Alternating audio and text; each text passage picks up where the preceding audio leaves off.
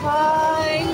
Andito ako ngayon nagtatanghalian na gusto kong bumili ng ulam kasi yung ulam sa bahay, kaya ako pa umaga yung inulam. Tapos ngayon, dito ako nagpunta sa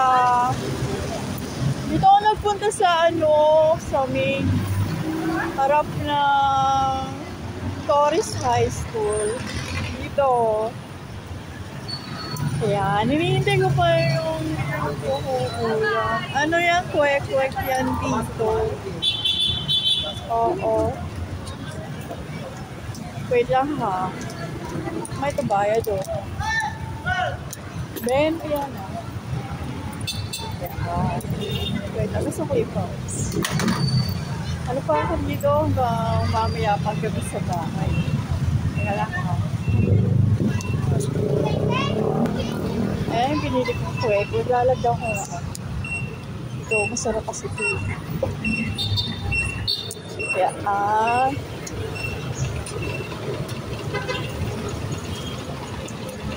Pwede lang ha. Ano to, pipino? Hindi ko nalalagyan na na iba. Masarap yung konting suka.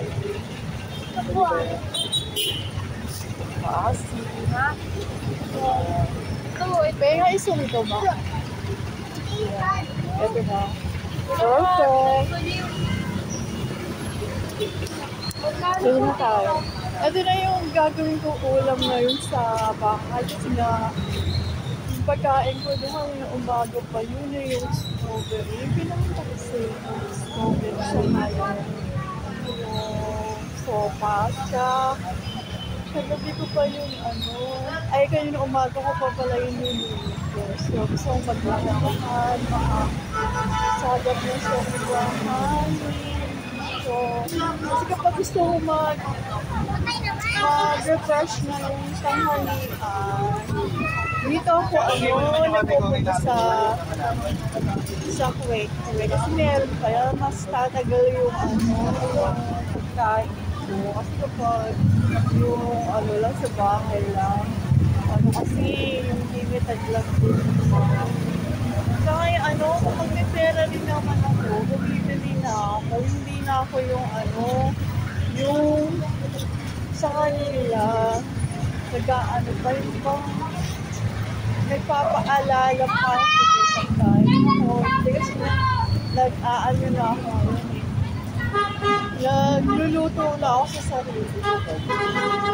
Kasi meron na ako sa sarili bahay, gano'n. Kaya pagka tahimik, pag may pera naman ako na yung mismo bumibili ng pagkain ko. Hindi na ako dagdag pa sa pagkain sa bahay, gano'n. Ito itong building na ito ang ganda. Ay, yung building na yan, ay yung pala yung Torres High School. Doon ako nag-aral yung nung high school ako dyan sa Torres High School.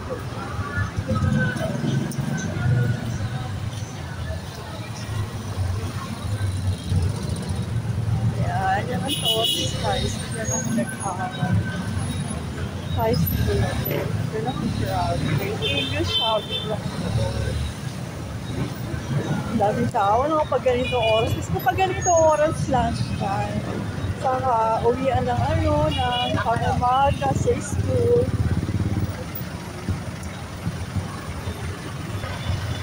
Katawid ako Ang dami talagang tao. Gusto ko tumawid Hindi mo naman makatawid doon sa kapila. Tatawid ako.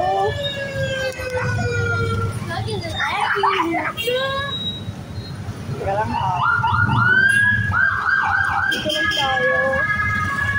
Madali lang. Tama na yung lakot mo. Okay na. Matawid na tayo.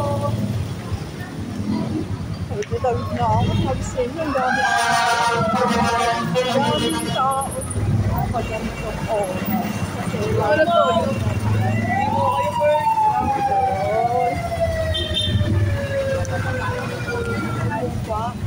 building. Daan yung harap ng Torres High School. Dala ko nag-high school.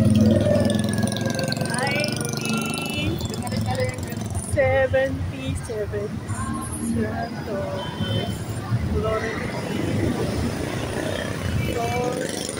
High School. Yan kasi senior citizen ako. 64. Tapos ko lang birthday ko pa. Asagal.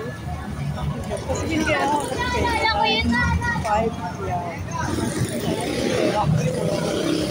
Tagal-tagal lang.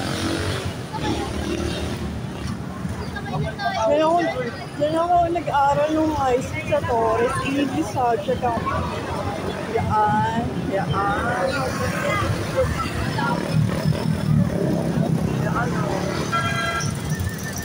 yung gate. Yan pa rin yung gate hanggang ngayon. Yan pa rin yung gate. 1976, 80.